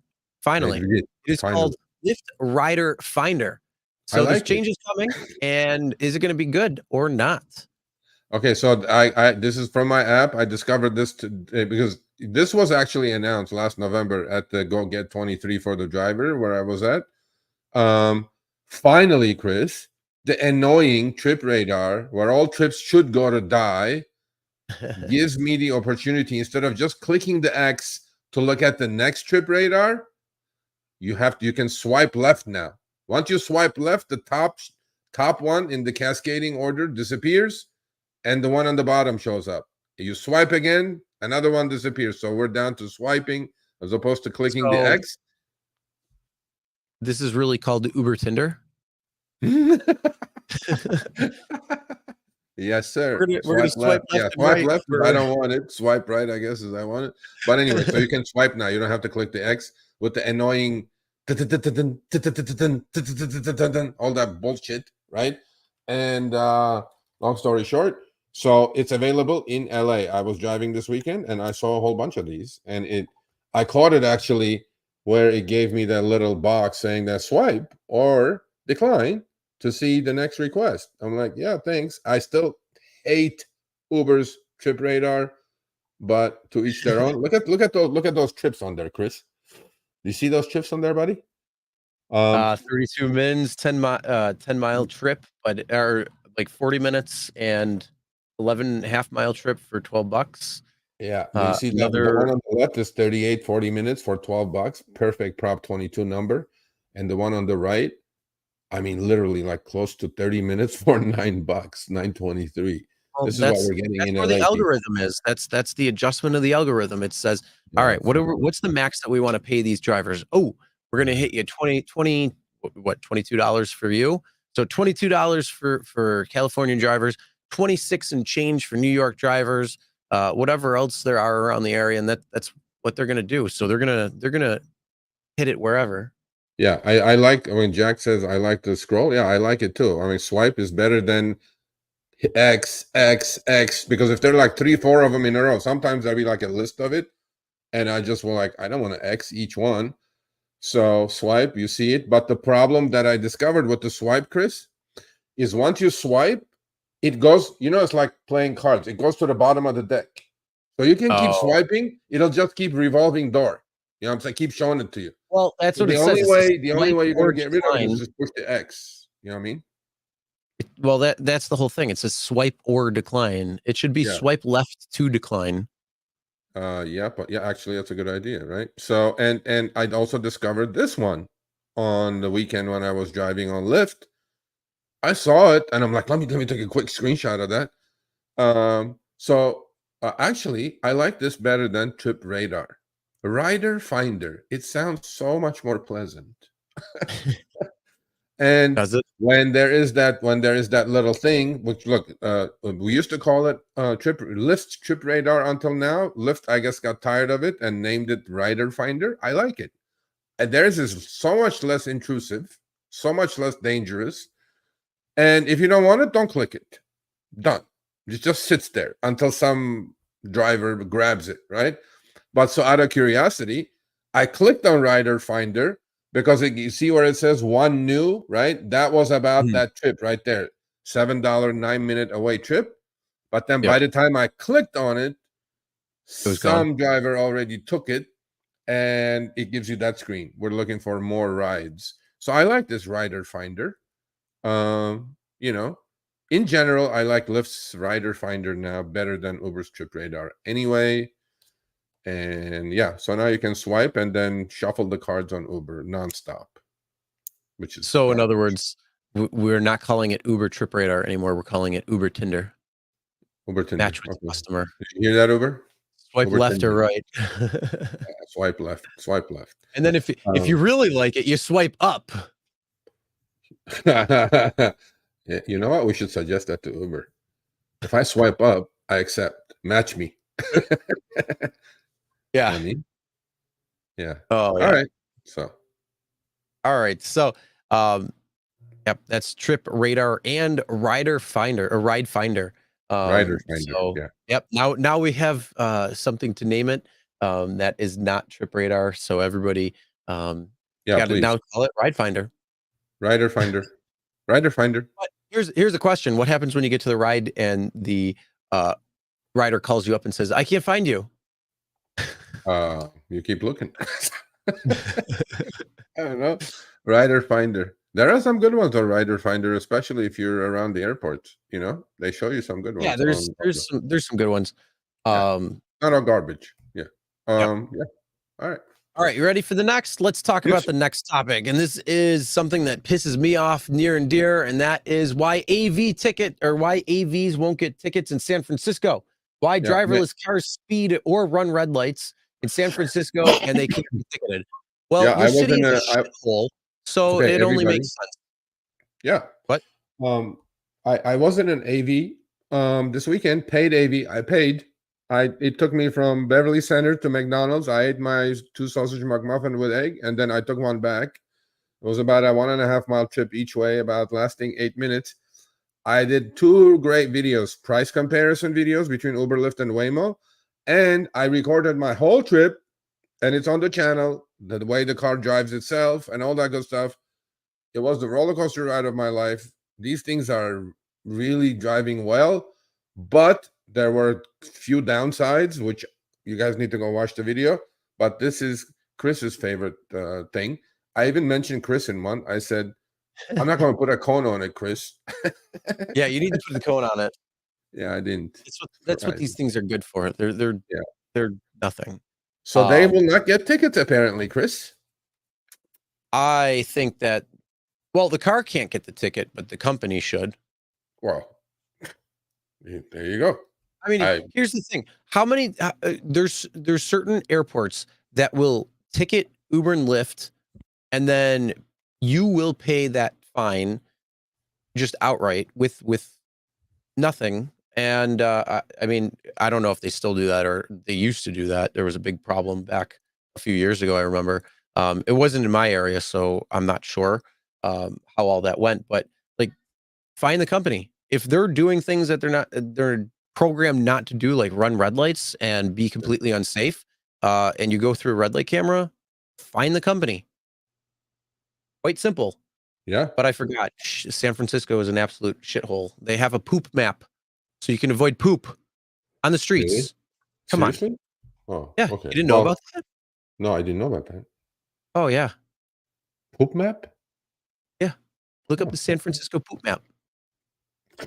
I, It's a real thing. It's crazy.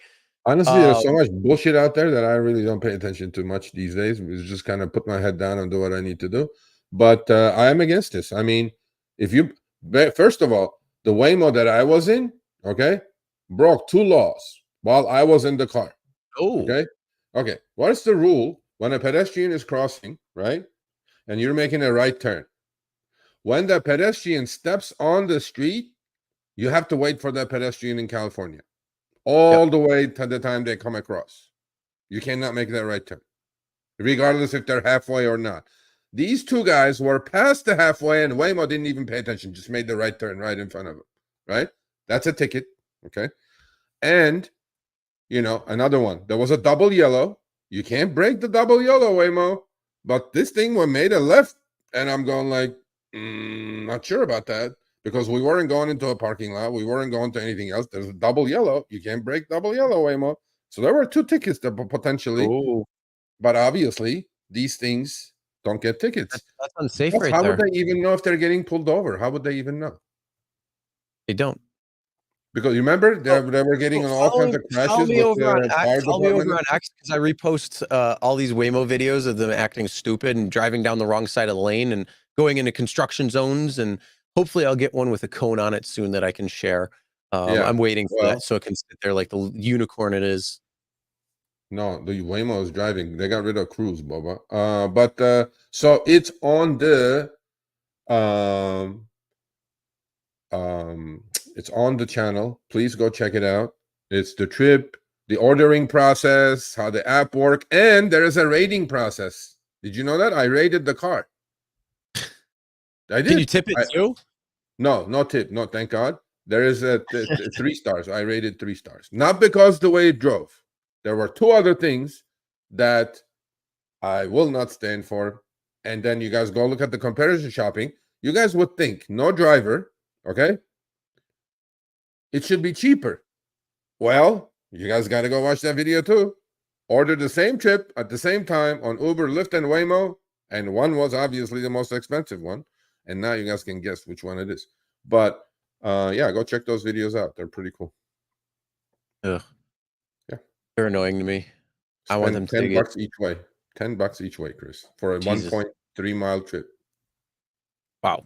That's crazy. See, you can walk that. I walk 5 miles a day. So I could walk there and back and still have some. Well, if you do watch the video, you will say that actually more convincingly, because you guys need to go watch the video. Okay, last hint. This thing does not pick you up like an Uber driver where you're at. That's hint.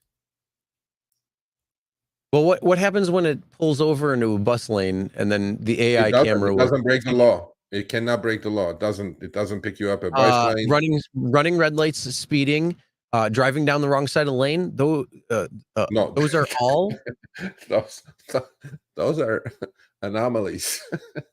oh, are they edge cases? Edge cases, yes. Those are edge cases. Sure. Until somebody gets hit and killed. Yeah. Like they've already done. Yeah. Okay. Yeah. So go watch the videos. It's on the channel. It's pretty cool. And here are our fakes. I kind of tried to like match these 2. You know, I think you did. I think that's what you were doing. I think you were waiting to start matching them because you have so many of them that you could actually start matching them. So we can have themes. Okay. F with the F. Themes Yeah. Okay. fakes. I got a couple of really good ones for next week. I already have it picked. Uber, Lyft. Well, this is both Uber. Look at this. One guy says my info. That's not your name, sir. Please. No. Go try to get verified with this name. It ain't going to work for you. And the other one, no name give. First of all, how's your English, sir? It's no name given, not give. I mean, really.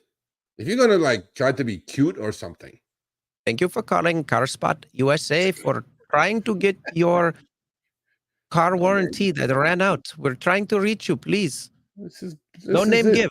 This is ridiculous, you know. So anyway, stop this Uber. But we're back to showing. Last week they were all asking, "Oh, there's no fakes this week." I know, right? I have so many. Doesn't last week we didn't have time. This week we had a little bit more time. Actually, we don't. But here's the 2 fake ones from Uber. I got a couple of doozies for next week already. Good. It's like, Oh, I'm excited. We actually yeah, have quite a few good topics next week already. So yeah, we're gonna enjoying. break that Minnesota thing down. We're gonna break that down. We're gonna be talking about the trip radar. We're gonna be talking about something that was said in an interview. We got a couple of things coming. So yeah, we have a lot of good stuff. Always. All right. No, nothing. Go please sign up to my finance channel at Sergio Avedian. Sign up to or subscribe to our newsletter. Okay. Go download the Manchester, Solo app. England. Wow. Yeah. What is it? It's late there for you. Yes. Thank you for joining. I know. What time is it there now? It's midnight, past midnight, 1 a.m. there now. Something like Something that. like that, yeah. Maybe he's driving, you don't know. True. Well, thanks for joining us. So anyway, thank you all for joining us. Please thumbs up on the way out. It's easy, okay? Yeah, there you go. See, he blew my cover. Tom Fenton goes, Sergio saw the video, 18-minute wait. Yeah, I made it 18 minutes for the Waymo. Yeah. But anyway, so yeah, stay safe, stay healthy. I said it, Joe. Okay, I'm gonna say it again. Chicago Rideshare Ordinance press conference tomorrow morning with Michael Rodriguez, who was on our show. I did already mention, Joe, at the start of the show, but you were not here, so I'm mentioning it again. Go support that. It's very similar to what happened in Minneapolis, city by city, state by state. Let's take these companies on and let's get some good shit done. Can you get Joe from Minneapolis to come on? Absolutely. We're planning on doing it, or he's going to do content by himself probably. Yeah, I think we can do that. We'll probably do that maybe in the next few weeks or so. Get a few rides under his belt and see what's going on there. I think we can definitely get that happening. You know what would be a good experience? You know what would be a good content? Like if he took screenshots or do a comparison, like he does 100 trips, let's say, right? But then the second he receives the rides, by the way, people on rides, you know how long the ping is, Chris? 30 seconds. 30 seconds, people. 30 seconds. No hocus pocus, 10 seconds. On top of that, Emre Demir, Prop 22, oral arguments today. I was listening to it, but it got cut off because I had to do this, but I'm going to go listen to the replay. We'll talk about that when the time comes. There was an article came out already today in LA Times about that, and there's going to be a really good one coming up with me in it probably a week or so. What else, man? That's it. We're done. Go learn some finance shit. On the way out, if you'd kindly smash that like button and even hit share the show. Don't forget, we have a couple of channels, the Rideshare Guy en Espanol, if you speak Spanish, Delivery Guy by RSG for food delivery and last mile content. Also, make sure to sign up for Solo and download the app using the link in the description below. We talked about the comparison there, and then you can rate. Actually, you know, it'd be great if you download the app, send us your screenshots of how you're doing versus your area. I'd like to see that. That'd be kind of cool. Because not only that, we can actually really see what the rates are estimated for each area, because Uber and Lyft would send out those emails, and you've been keeping track of it, but we can actually get real hard data. So yeah, download the app and then send us how you're doing compared to your area, and then we can check at that. And make sure you're following both of us on X, because we post a lot of great content that goes in between the show and different things. So yeah, with that said, get out there, make that money, be safe, and we'll see you guys next week. Be healthy. Join me Friday, Power Hour, 10 a.m. Pacific, 1 p.m. Eastern. It's a good show. Not as good as this probably, but it's a good show.